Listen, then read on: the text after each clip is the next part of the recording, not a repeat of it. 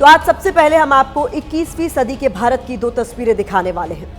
पहली तस्वीर 41 साल बाद फिर से अंतरिक्ष में चमकते भारत की है, जहां Shubhanshu Shukla international space station पर पहुंचने वाले पहले भारतीय बने हैं। शुभांशु की इस कामयाबी पर पूरे देश को नाज है। शुभांशु की ये सफलता दिखाती है कि भारत कैसे बुलंदियों के आसमान में अपनी एक अलग जगह बना रहा है। अब इसी भारत की एक दूसरी तस्वीर आपके सामने, जो शायद आपको परेशान कर सकती है। ये सिर्फ एक तस्वीर नहीं, बल्कि 3 तस्वीरों की एक पूरी एल्बम है। एक तरफ जहां भारत जमीन से आसमान तक सफलता के परचम लहरा रहा है, दूसरी तरफ ये तस्वीरें बताती हैं कि आज भी हम जाति धर्म की जंजीरों में किस कदर जकड़े हुए हैं। यूपी के इटावा से लेकर कर्नाटक के चामराजनगर तक, यानी भारत के उत्तर से लेकर दक्षिण तक, आज भी हम जाति और धर्म के दलदल में नीचे तक धंसे हुए हैं। कहना गलत नहीं होगा कि हम इस दलदल में गर्दन तक डूबे हुए हैं। लेकिन सवाल यहां यह है कि क्यों बार बार कहा जाता है कि जाति है कि जाति नहीं। बात जाति की हो रही है तो छत्रपति शाहू जी महाराज का जिक्र करना आज बेहद जरूरी है, क्योंकि आज उनकी जयंती है। शाहू जी महाराज जाति के आधार पर भेदभाव करने के एक बड़े प्रतीक के तौर पर, भेदभाव को माफ कीजिएगा, खत्म करने के एक बड़े प्रतीक के तौर पर जाने जाते हैं। छत्रपति शाहू जी महाराज को देश इसलिए भी याद करता है क्योंकि उन्होंने ही सबसे पहले साल 1902 में सरकारी नौकरियों में पिछड़ी जातियों के लिए 50% आरक्षण का प्रावधान किया था। सोचिए, इतने सालों पहले देश में जाति की इस बुराई के खिलाफ आंदोलन शुरू हो चुके हैं, लेकिन हम आज भी वहीं के वहीं खड़े हैं, जाति के आधार पर बटे हुए हैं, जातियों को लेकर आपस में लड़ रहे हैं। अब जाति वाली इस जंग का पहला चैप्टर आपके लिए खोलते हैं। इस चैप्टर के बारे में हम पहले भी आपको इसी शो में दिखा चुके हैं। यूपी के इटावा में जाति पूछकर कथावाचकों की पिटाई का मामला अब नया मोड़ लेता हुआ नजर आ रहा है। कथावाचकों की जाति पर ही सवाल उठ खड़े हुए हैं। वो यादव हैं या फिर किसी और जाति से आते हैं, अब इसको लेकर घमासान छिड़ा हुआ है। लेकिन सवाल वही है कि जाति पर जंग आखिरकार क्यों? कथावाचक किसी भी जाति से हो, इससे क्या ही फर्क पड़ता है? कानून और संविधान ने सबको समानता का अधिकार दिया है, लेकिन फिर भी कुछ लोग हैं जो अपने निजी स्वार्थ के लिए जाति को हथियार बनाने से बाज नहीं आ रहे। कहीं से ये जानकारी भी मिली है कि शुद्ध यादव भी नहीं है अभी। हरिजन बताओगे पहले, अगर इनकी हम तरी में जाए तो बात करो मजबूती से। सही बात तो जाए, पहली तो हमारी कोई जात नहीं है, पहली बात समझ ले। एक महात्मा स्वरूप वैद्य हमारा, महात्मा स्वरूप, पहली बात तो जात नहीं। हम आज हमें 14-15 साल हो गए घर छोड़ के महात्मा में रह रही, महात्मा ने यूपी में कथावाचक की पिटाई कांड का ये सबसे ताजा वीडियो है। वीडियो में इटावा के दानरपुर गांव के लोग कथावाचकों को घेर कर बैठे हैं। कथावाचक की जाति पर सवाल पूछ रहे हैं। जवाब में कथावाचक कह रहा है कि हमारी कोई जाति नहीं है। सही बात तो जाए, पहली तो हमारी कोई जात नहीं है, पहली बात समझ ले। इस एक लाइन में ही इस पूरे विवाद का समाधान है। कथावाचक की कोई जाति नहीं होती, लेकिन ये छोटी सी बात कई लोगों के छोटे से दिमाग में घुसते ही नहीं। कथावाचकों पर पहले ब्राह्मण वर्सेस यादवों की लड़ाई छिड़ी। कथावाचकों के साथ क्या हुआ वो हमने आपको दिखाया। मैं जदीद याद रहे वो चाहिए कि ब्राह्मणन के गांव में आके तुमने मतलब जो करो वो तुम्हारी बात सजा है, जिंदगी में तुम्हें ऐसा करना नहीं चाहिए, तुम न करो। अब इस लड़ाई ने एक नया मोड़ ले लिया है। कथावाचक मणि यादव के पास से 2 आधार कार्ड मिले हैं। उस पर असली नाम छिपाकर गलत जाति बताने के आरोप लग रहे हैं। एक आधार कार्ड में कथावाचक का नाम मुक्त सिंह है, दूसरे में मुकुटमणि अग्निहोत्री लिखा है। दोनों में आधार कार्ड का नंबर एक ही है। फर्जी आधार कार्ड के मामले में इन पर FIR भी दर्ज हो चुकी है। यही नहीं, इस मामले में एक महिला सामने आई है और उसने कथावाचकों पर छेड़छाड़ का आरोप लगाया है। SSP से मुलाकात कर एक्शन की मांग की है। कितौरा में लोगों ने बहुत बदतमीजी करने की कोशिश की कि इन लेडीजों के भी और जेंट्सों के भी बाल काटे जाएं, और जैसे इन्होंने मेरे साथ किया वैसे हम भी इनके साथ में करें। तो हमारी प्रशासन से ये गुहार है कि कृपया इतनी कोशिश करें कि हमें कम से कम सुरक्षा प्रदान करें। जाति पर शुरू हुए इस विवाद में अब हर कोई अपना जाति वाला समीकरण फिट करने की कोशिश कर रहा है। यादव मंच ने कहा है कि वो पीड़ितों के समर्थन में आंदोलन करेगा। अगर हमें न्याय नहीं मिला, अगर ये पीड़ित पक्ष को न्याय नहीं मिला तो बहुत जल्द आप देखेंगे लखनऊ में एक बहुत बड़ा आंदोलन, एक रैली के साथ यहाँ पर शुरुआत होगी और एक बहुत बड़ा आंदोलन पूरे प्रदेश में चलेगा। जाति पर छिड़े इस घमासान में शंकराचार्य स्वामी अविमुक्तेश्वरानंद की भी एंट्री हो गई है। उन्होंने शास्त्रों और हिंदू धर्म ग्रंथों का उदाहरण देते हुए कहा कि सार्वजनिक तौर पर कथा कहने का असल अधिकार ब्राह्मण को ही है। ये कथा भगवत प्रेम में हो रही थी कि सकाम अनुष्ठान के रूप में हो रही थी, पहले तो ये निर्णय करना पड़ेगा। अगर ये भगवत प्रेम में हो रही है तो कहीं कोई बात नहीं है, कहीं कोई कहे सब हम सुनेंगे। लेकिन अगर ये सकाम अनुष्ठान के रूप में हो रही थी तो फिर इसमें शास्त्र के नियम आ जाएंगे, और शास्त्र के नियमों में जो सकाम अनुष्ठान किसी के लिए किया जाना है उसको ब्राह्मण ही करता है। हालांकि स्वामी जितेंद्रानंद सरस्वती शंकराचार्य से सहमत नहीं है। सैकड़ों कथावाचक हैं जो गैर ब्राह्मण हैं और वो कथा कर रहे हैं, मर्यादा में कथा कर रहे हैं। तो ये जो कथावाचक थे ये मर्यादा विहीनता के कारण या षड्यंत्र के तहत, और ये कथा करने गए भी तो जिसने व्यक्ति ने बुलाया उसे पता नहीं था कि ये गैर ब्राह्मण है।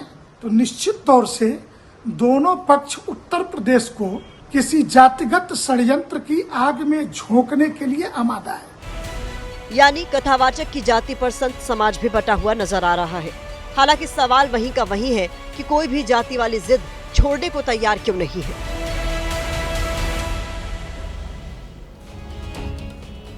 जाति पर छिड़ा ये विवाद अब हिंसक शक्ल अख्तियार करता जा रहा है। आज कुछ लोगों ने इटावा के दानरपुर गांव में उपद्रव किया, पुलिस और प्रशासन के खिलाफ नारेबाजी की, पथराव किया और पुलिस की गाड़ी को क्षतिग्रस्त कर दिया।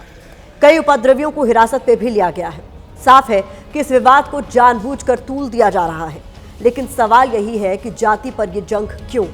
कथावाचक की जाति आखिर क्यों पूछी या देखी जा रही है? इस विवाद के बाद तो लोग व्यंग में यहां तक कह रहे हैं कि आने वाले समय में अगर कोई कथावाचक अपना विज्ञापन देगा तो वो कुछ इस तरह का होगा। उसमें लिखा होगा, कथा कराने के लिए संपर्क करें, जाति की सीबीआई जांच करा लें। यहाँ पूर्व केंद्रीय मंत्री और बीजेपी नेता साध्वी निरंजन ज्योति की एक बात का जिक्र करना जरूरी है।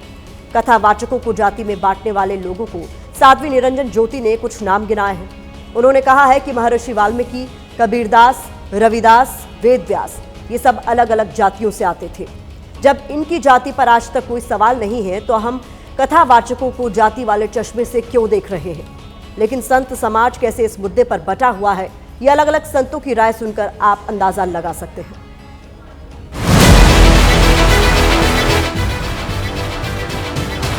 कथा वाचने का किसी की मनाही नहीं है।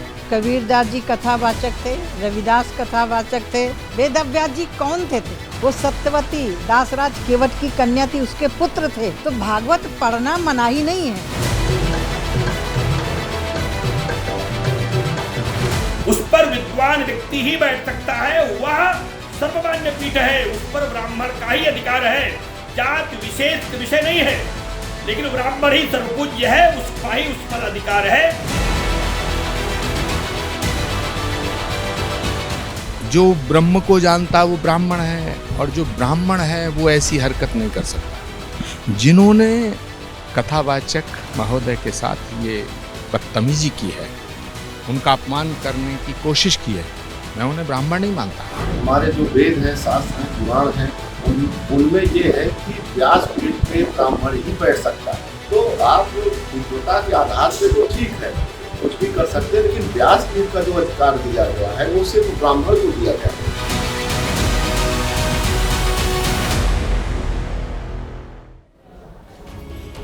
क्या आपने कभी सोचा है क्यों जाति आज भी हमारे बीच एक बड़ा मुद्दा है?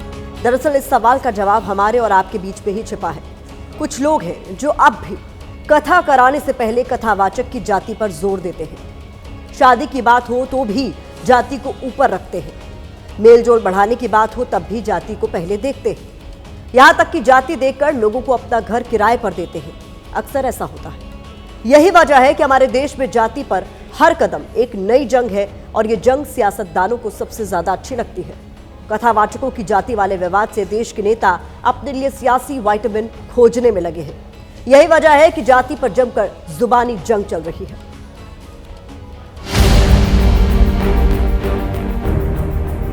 भाई, आपके जन्म से लेके मरण तक आप उन्हीं के शरण में हो। जब देश में जाति व्यवस्था बनी तो सभी जातियों को अलग अलग काम बांटा गया, तो काम के आधार पर सब लोग अपना अपना कारोबार करते हैं।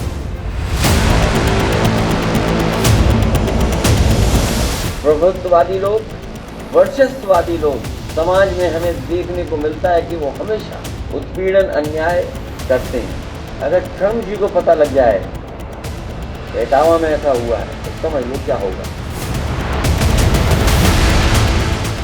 पिछड़ा को अधिकार नहीं है कथा वाचक बनने का, कथा सुनाने का भगवान।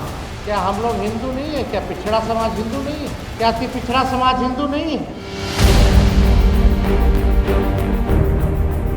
लोगों ने श्रीमद् भागवत कथा के लिए व्यासपीठ पर जो विराजमान थे उनका व्यासपीठ में आचार्य के रूप में सम्मान होना चाहिए। अगर उनका किसी ने सम्मान नहीं किया तो गलत किया है। जिन लोगों ने गलत किया उनके खिलाफ कार्रवाई होगी।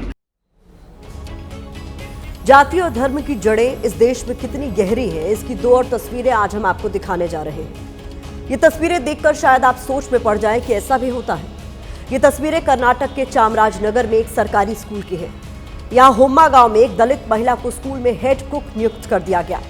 आपको जानकर यकीन नहीं होगा कि इस फैसले से नाराज अभिभावकों ने अपने बच्चों को स्कूल से निकाल लिया। अब इस स्कूल में सिर्फ एक छात्र पढ़ रहा है। आप सोच सकते हैं कि जाति वाला दीमक कैसे हमारे समाज को खोखला कर रहा है। अब ये दूसरी तस्वीर आपके सामने हम रखने जा रहे हैं। ये तस्वीरें पश्चिम बंगाल के बर्धमान जिले की है, जहां 20 साल से एक सरकारी स्कूल में हिंदू और मुस्लिम बच्चों के लिए अलग अलग मिड डे मील बन रहा था। यानी यहाँ मिड डे मील धर्म में बटा हुआ था। हालांकि अच्छी खबर यह है कि अब ये परंपरा खत्म हो गई है। अब दोनों धर्म के छात्रों के लिए एक ही बर्तन में खाना पक रहा है। अब वक्त इस खबर पर सोशल मीडिया के ओपिनियन का है। तो ज्यादातर लोगों का इस खबर पर यह कहना है कि जातिवाद फैलाने वाले भगवान के अनुयायी नहीं हो सकते। असल कथावाचक सही राह दिखाता है, भेदभाव नहीं फैलाता। जाति छिपाकर कथा कहने वाले भी हिंदू हैं और कथावाचक की जाति पूछने वालों से धर्म को खतरा है। तो ये इस खबर पर सोशल मीडिया का नजरिया है।